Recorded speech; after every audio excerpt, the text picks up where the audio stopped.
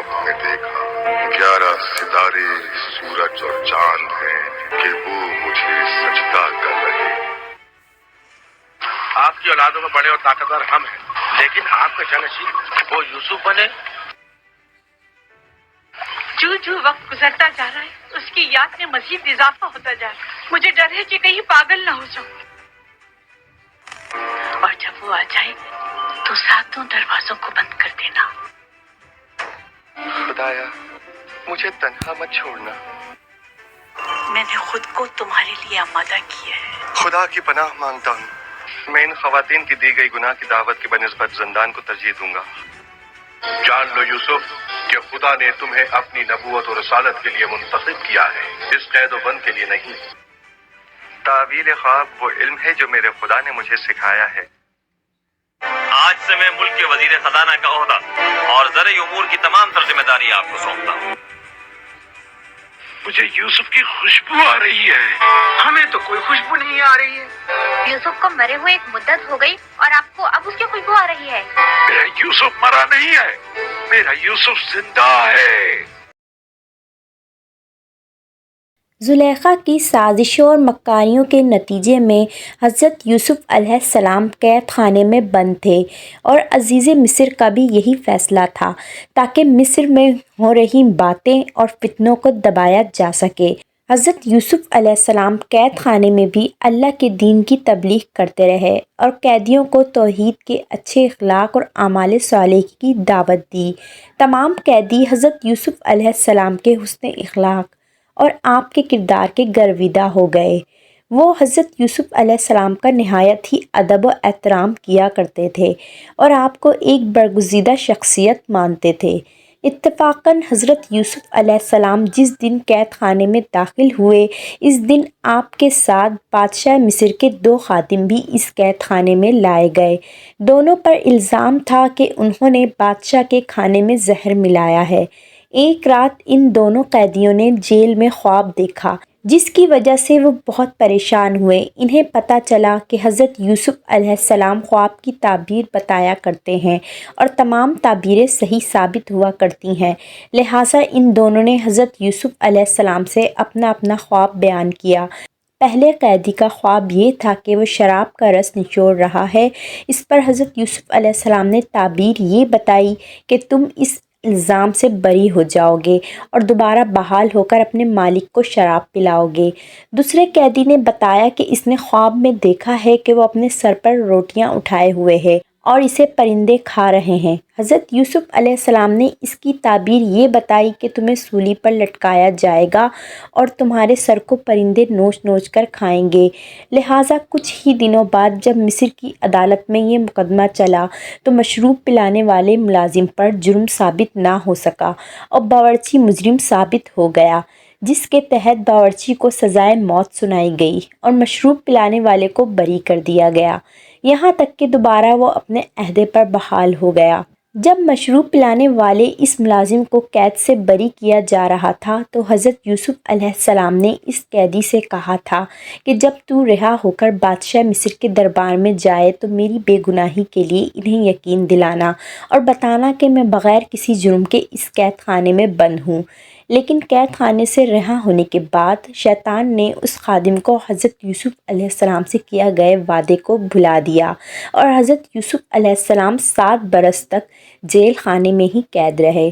कैद खाने में कई अरसे गुजर जाने के बाद, यहाँ तक कि एक अरसे के बाद, मिस्र की तख्त पर एक बादशाह जिसका नाम मलिकुल रयान था तख्त नशीन हुआ। वो एक नेक सिफत बादशाह था।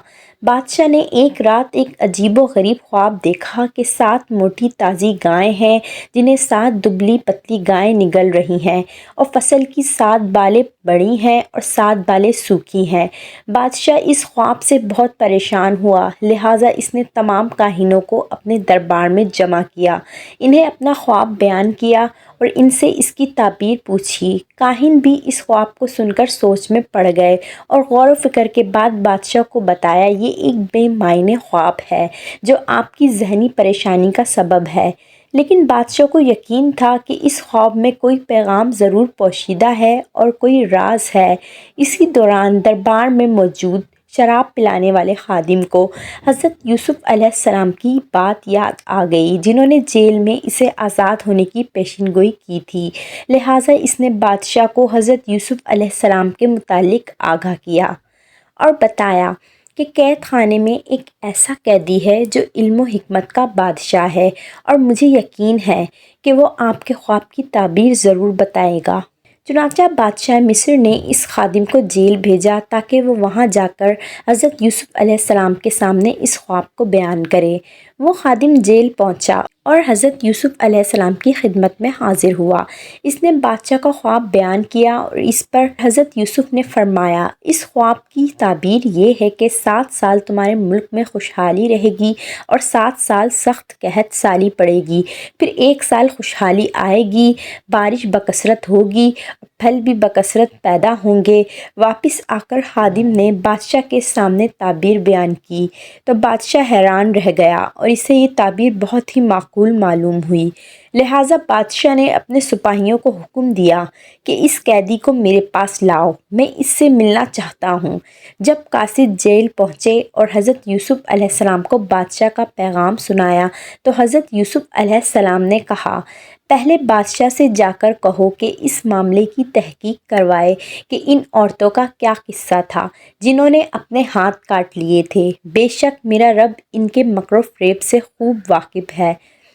جب قاصد نے یہ پیغام بادشاہ کو پہنچایا تو بادشاہ نے اپنے درباریوں سے ان عورتوں کے متعلق پوچھا، لہٰذا انہوں نے بادشاہ کو 7 سال پہلے ہونے والے اس حادثے کے بارے میں بتایا جو گورنر مصر پوتیفار کے محل میں پیش آیا تھا۔ بادشاہ نے حکم دیا کہ اس معاملے پر دوبارہ کارروائی کی جائے اور تحقیق کی جائے کہ اصل میں مجرم کون تھا۔ لہٰذا عزیز مصر اور زلیخا کو دربار میں بلایا گیا، ساتھ ہی ان عورتوں کو بھی دربار میں حاضر کیا گیا جنہوں نے حضرت یوسف کو دیکھ کر اپنے ہاتھ کاٹ لیے تھے اور انہیں زنا کرنے کی دعوت دی تھی۔ ان عورتوں نے دربار میں یہ گواہی دی کہ ہم نے یوسف میں کوئی برائی نہیں دیکھی۔ پوتیفار بھی سر جھکائے خاموش کھڑا تھا، اور پھر زلیخا نے کہا کہ حق تو ظاہر ہو چکا ہے، میں نے ہی اسے ورغلایا تھا اور وہ بالکل سچا ہے جس نے قید خانے میں بے قصور 7 سال گزار دیے۔ اب اہل مصر کے سامنے حضرت یوسف علیہ السلام کی بے گناہی صاف ہو چکی تھی، لہٰذا بادشاہ نے حکم دیا کہ پوری عزت و تکریم کے ساتھ یوسف کو قید خانے سے شاہی محل لایا جائے۔ حضرت یوسف علیہ السلام دربار میں تشریف لائے اور شاہ مصر نے نہایت ہی گرم جوشی سے آپ کا استقبال کیا اور عزت و احترام کے ساتھ اپنے تخت پر بٹھایا۔ حضرت یوسف نے شاہ مصر سے کہا، اگر تم اس قحط سے بچنا چاہتے ہو جو مسلسل 7 سالوں تک مصر پر آنے والی ہے تو تمہیں ملک کے بہترین انتظامات کرنے ہوں گے۔ حضرت یوسف علیہ السلام نے بادشاہ کو یہ حکم دیا کہ قحط سے بچنے کے لیے غلہ جمع کروائیے اور 7 سالوں تک کثرت سے مصر میں کاشتکاری کی جائے تاکہ تمام اناج کو محفوظ کیا جا سکے، اور قحط کے دنوں میں ان ذخیروں سے عوام میں مفت غلہ تقسیم کیا جائے۔ بادشاہ نے سوچا کہ یہ انتظامات اور ذمہ داری کون اٹھائے گا۔ اسے یہ علم ہو چکا تھا کہ یوسف علیہ السلام ایک دانا اور عقلمند شخص ہیں، لہٰذا اس نے حضرت یوسف کو یہ پیشکش کی کہ آپ کو میں مصر کا خزانچی بنانا چاہتا ہوں اور اب سے زراعت کے تمام انتظامات آپ دیکھیں گے۔ لہٰذا اس عہدے پر فائز ہوتے ہی حضرت یوسف علیہ السلام نے نہایت ہی حکمت سے کام لیا اور خوشحالی کے 7 سالہ دور میں ملک کے تمام اناج کو غلے میں جمع کروایا، جبکہ عوام کو کم سے کم اناج دیا گیا، ساتھ ہی انہیں کم سے کم غلہ خرچ کرنے کی تلقین کی گئی۔ اس طرح جیسے ہی 7 سالوں بعد حضرت یوسف علیہ السلام کی تعبیر سچ ثابت ہوئی اور قحط کا زمانہ شروع ہوا تو آپ نے گودام میں جمع کیے ہوئے اس اناج کو عوام میں مفت تقسیم کیا۔ اس طرح قحط کے ان دنوں میں مصر کی عوام محفوظ ہو گئے۔ یوسف علیہ السلام کے اخلاق اور کمالات سے نہ صرف مصر کے بادشاہ بلکہ مصر کی عوام بھی متاثر تھی اور سب لوگ آپ کو بہت پسند کیا کرتے تھے۔ 1 سال بعد بادشاہ نے یوسف علیہ السلام کو اپنے دربار میں بلایا اور آپ کو عزیز مصر کے عہدے پر فائز کرتے ہوئے آپ کی تاج پوشی کی، نیز ملک کے تمام خزانے اور انتظامات آپ کو عطا کر دیے گئے۔ وہ بچہ جو کبھی صحرا کے ایک اندھیرے کنویں میں پھینک دیا گیا تھا اور جسے مصر کے بازار میں بطور غلام بھیجا گیا تھا، اب وہ مصر کے تخت پر جلوہ افروز تھا۔